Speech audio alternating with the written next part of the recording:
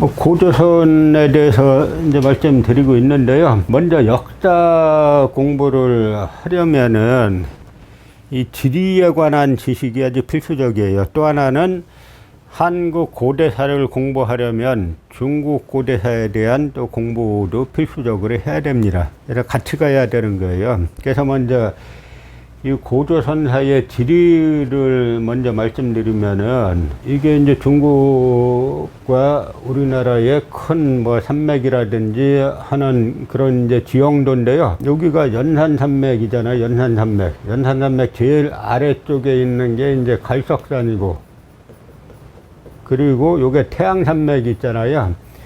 중원에서 자고로 통일했다라고 말할 수 있으려면은 요 사이를 갖다가 연산산맥과 태양산맥 사이를 갖다가 화북평원이라고 하는데, 이 일대를 장악하면은 중원의 북방의 통일 왕조다라고 설명을 하는 겁니다. 그런데 고조선의 원 시작을 치면은, 그러니까 고조선의 원 뿌리는 동이족이잖아요. 저번에 말씀드린 그 신석기 동이족들이 이제 청동기 철기로 발전을 하게 되는 건데요. 동이족의 유적으로 치면 이 일대가 전부 다 동이족의 유적들이에요. 그런데 나중에 중요한 건 뭐냐면, 고조선사를 연구하면서 중요한 거는 뭐냐면, 중원에 통일제국이 들어섰을 때, 그러니까 진나라가 중원을 통일을 하죠. 그 진나라도 동이족 국가예요. 그러니까 진나라와 조나라가 나중에 서기전 260년 경에 장평대전이라고 해가지고 지금의 산사성 진성이라는 곳이 있는데요. 그 일대에서 양쪽 군사 약 100만 정도가 부딪히는 대격전을 벌입니다. 그런데 격전을 벌인 진나라도 동이족 국가고, 맞서 싸운 조나라도 동이족 국가예요. 다 성씨로는 영씨라는 영성을 쓰는데, 진수왕의 이름이 정이잖아요. 그래서 영정 그러죠. 영씨성을 써가지고. 그래서 진나라의 왕성도 영성이고 조나라의 왕성도 영성인데, 결국은 나중에 이제 이 장평대전에서 약 100여만이 맞붙었다가, 이때만 하더라도 조나라가 단독으로 진나라와 1대1로 맞서 싸울 수 있었다는 거죠. 이때 조나라가 패전을 하면서 중국 기록에 보면은, 사기에 보면은 40만 명을 물어 죽였다라고 하는 기록들이 나오고 있는데요. 그러면서 조나라가 패전을 하면서 그 다음에는 진나라와 1대1로 맞서 싸울 나라가 없기 때문에 합종연행이라는 게 등장을 하는 겁니다. 합종하면은 진나라는 이쪽에 있잖아요. 그러니까 나머지 6개 나라가 다 이렇게 편을 맞고 진나라와 맞서 싸워야 된다라고 하는 그런 이제 전략들이 나오는 건데요. 진나라가 강세를 띠니까 불안을 느낀 연나라는 대략 지금의 북경 지역에 있던 이 나라라고 하는데, 남연이 있고 북연이 있고 하니까 정확하지 않습니다만, 어쨌든 현재의 북경을 갖다 연경이라고 하는 것처럼, 이제 북경 지역에 있던 이제 연나라의 그 연왕희의 태자단이 그 진휴왕을 암살하려고 형과를 보냈다가 이제 실패를 하죠. 그래서 실패를 하면서 진휴왕이 연나라를 공격하니까 연왕희가 자기 아들 태자 단의 목을 베가지고 진휴왕에게 갖다 바쳤음에도 불구하고 진휴왕이 끝까지 그 연나라를 공격하기 위해서 연왕희는 요수까지 도망갔다가 거기에서 진나라 군사에게 체포가 되는데, 그 고대의 요수가 연산산맥 옆에 있는 난하라는 강이 지금의 요수예요. 그러니까 여기까지가 연산산맥과 난하 요 일대까지가 중원에 연나라 또는 진나라, 한나라라는 진한의 통일제국이 들어서고 난 다음에도 요 일대까지가 중국 통일제국의 강역이고, 나머지 광범위한 이 일대는 전부 다 이제 고조선의 강역이라는 거죠. 그래서 사기에 보면은 진나라가 통일하고 난 다음에 진나라 통일제국이 동쪽으로 조선까지 이르렀다라고 말하는데, 조선까지 이르렀다는 이야기는 바로 연산산맥과 난하까지가 진나라의 통일 강역이고, 그 다음에 나머지 이 일대는 계속 고조선의 강역이었다라고 하는 걸 말해 주는 겁니다. 대한민국 역사 교과서에 보면 뭐 자세한 이야기들을 쭉 싣고 있으니까 이제 보시면서 공부를 이제 더 하시길 바라는데요. 우리나라 지금 현재 교과서에서 사용하고 있는 그 우리나라 교과서의 모든 이야기들은 요 평양 일대에 여기가 고조선의 수도였고, 이 지역에 바로 나중에 이 위만조선과 한나라의 전쟁 끝에 위만조선이 이제 붕괴를 하고 한나라의 한사군이 들어서는데, 한사군의 중심지인 낙랑군이 평양 일대에 있었다라고 이제 설명을 하는 거죠.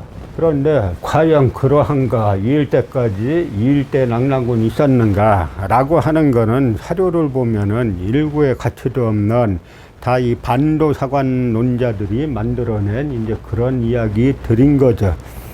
그래서 실제로 지금 반도사관 논자들은 낙랑군은 평양에 있었고, 그 다음에 임동군은 강원도에 있었다라고 주장하는데, 예전에 어디냐면 이 일대에서 연홍성 서쪽에 이 금서시, 호로도시 이런 곳이 있는데, 이 일대에서 임돈태수장이라는 복리가 나왔어요. 이 복리는 뭐냐면 옛날에는 종이가 아니라 죽간, 나무나 대나무에 글씨를 쓰죠. 문서를 그 나무에 쓰니까 도장을 나무에 쓸 수가 없으니까 함에다가 넣고 끈으로 봉한 다음에 대나무로 끈을 묶고 그 위에 도장을 찍는 게 복리인데, 임돈태수장이 임동군이 강원도에 있으면은 강원도에서 나와야지 왜 연홍성 서쪽에서 나오냐 하는 이야기입니다.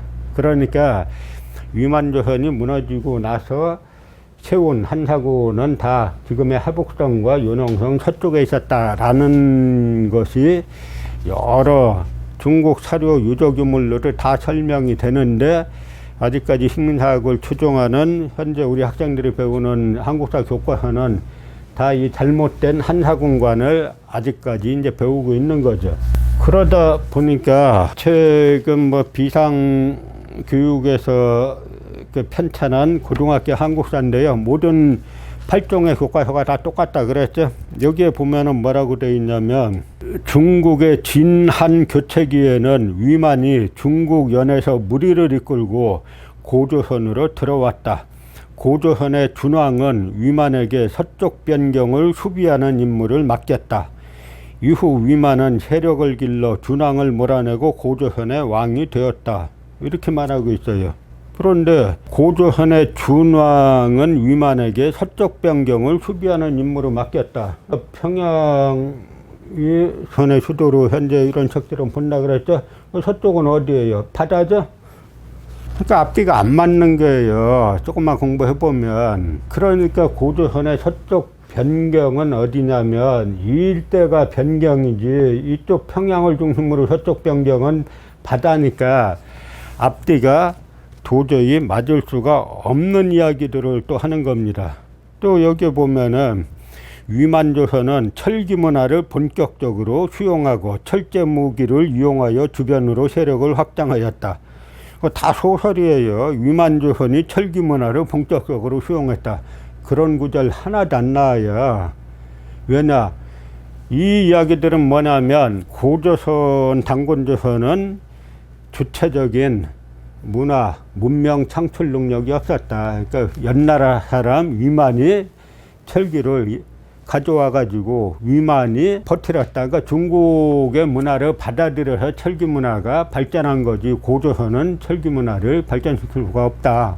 우리 민족은 역사 발전 능력이 없다. 그런 조선총독부 식민사관에 따라서 그대로 쓰고 있는 겁니다. 그 다음에는 철제 농기구를 사용하면서 농업이 발달하였고, 고조선은 말하는 거죠. 한반도 남부의 진과 중국의 한 사이에서 중개무역을 통하여 경제적으로 성장하였다. 그러니까 이 논리는 뭐냐면 고조선이 중심진 이역인데 한반도 남부에 진이 있다는 건데, 이 진과 여기 중국 한나라와 중개무역을 해가지고 경제가 발전했다. 다 웃기는 말 같지도 않은 이야기를 하고 있는 건데요. 사료에 보면은 진이 한반도 남부가 아니라 나중에 이 역계경이란 사람이 이 중국 사료에 보면은 동쪽 진국으로 갔다 그러고 있어요. 그 진국은 고조선 중심지에서 동쪽에서 찾아야지 왜 남쪽에 갔다 놓냐고요. 그래서 제가 여러 차례 말씀드리는 것처럼 한국에서 고대사 연구하는 교수들, 학자들은 동서남북부터 배워야 돼요. 위만이 고조선의 서쪽을 고조선의 중심지를 갖다가 이 수도를 갖다 평양으로 보면은 서쪽 변경을 수비하라고 보냈으면 바다에 배 타가지고 서쪽 변경을 수비합니까? 또 하나는 동쪽 진국으로 갔다라고 돼 있는 걸 갖다가 왜 남쪽으로 바꿔가지고 고조선이 마치 이 진나라가 얼마나 대단한 나라길래 이 진과 여기 한나라와의 중개무역을 통해서 경제적으로 발전하였다. 이 진이 그 정도 대단한 나라면 진이 고조선 무너뜨리고 자기네가 직접 한나라와 무역을 하죠. 나중에 이 진을 갖다가 이것이 바로 사만이다 라고 하는 논리까지 전개가 되는데 이건 전부 다 반도사관, 한반도 역사를 반도에 가둬놓고 반도의 북쪽에는 이 고조선이 있었고 반도의 남부에는 나중에 사만이 있었다라고 하는 일본인들이 아주 악의적으로 퍼뜨린 반도사관을 지금까지 교과서에서 가르치고 있는 걸 뜻하는 겁니다. 이 고조선사는 단순히 우리 고대 역사기 때문에 중요한 게 아니라 지금 전 세계에 우리 고조선의 건국사화를 설명하면은 전 세계가 상당히 환호하는 내용들이에요. 왜냐하면 산업혁명 이후로 유럽의 이 제국주의 국가들이 전 세계 곳곳에 와서 침략하고 노예로 만들고 식민지로 만들고 인간을 갖다가 물건처럼 노예로 팔아먹고 하는 그 제국주의의 여파가 지금까지도 그대로 내려오고 있지 않습니까? 강한 자가 약한 자를 지배하는 것이 당연하다. 그래서 찰스 다윈의 종의기원, 그 생물 진화론을 갖다가 허버트 스펜서라는 그 영국의 사회학자가 사회 진화론으로 만들어 가지고 이 강한 나라가 약한 나라를 지배하고 점령하는 것이 당연하다. 이 논리가 뭐 18세기, 19세기, 20세기에 이르도록 온갖 인류 비극의 뿌리가 다 여기에 나왔죠.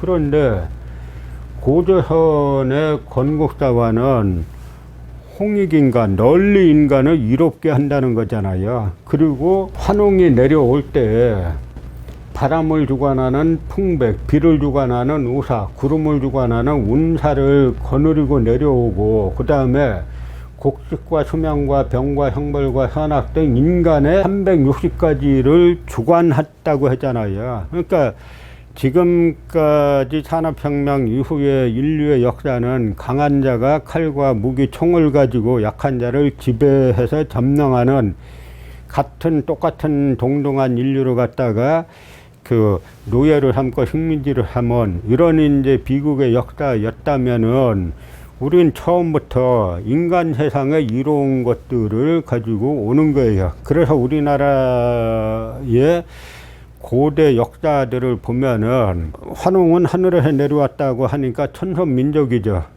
그 다음에 그 뭐 부여, 고구려, 뭐 백제, 신라 전부 다 지배층은 어디선가 오잖아요. 가야까지. 그런데 중요한 건 뭐냐면 이 어디선가 온 지배층과 현지 사람들 사이에 격렬한 충돌의 기록이 없어요. 이건 그냥 우수한 문명을 가지고 와서 야 너희들 잘 살게 해줄게. 다 같이 잘 살자, 더불어 살자라고 하는 홍익인간의 정신이고요. 또 하나는 세상을 이치로 교화하였다. 이게 이제 제세이화라는 건데 세상을 지금까지는 뭘로 지배합니까? 다 그나마 난 것이 법치라는 거죠. 법대로 하는 거.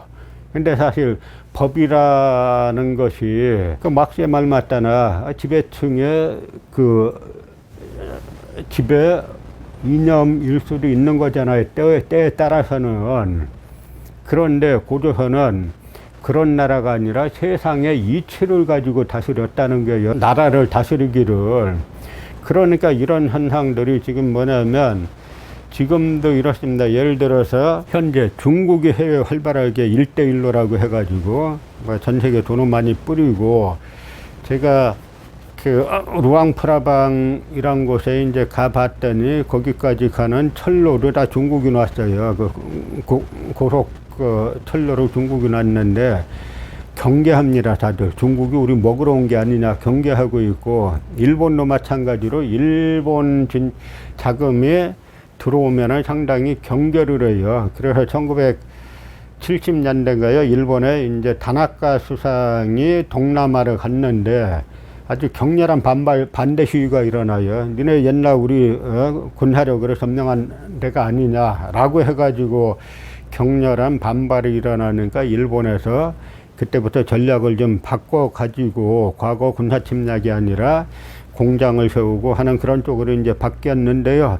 반면에 우리가 한국 기업들이 해외 많이 나가잖아요. 그런데 의외로 한국 기업의 해외 진출은 그렇게 반발을 별로 사지 않아요. 전 그 뿌리가 바로 우리 민족의 DNA 속에 이 홍익인간과 제세이화라는 사상이 깔려 있지 않은가라는, 그 깔려 있는 데서 나온 것이 아닌가라는 생각도 하게 되고요. 그래서 이 고조선의 건국사화는 비단 우리 민족만의 건국사화가 아니에요.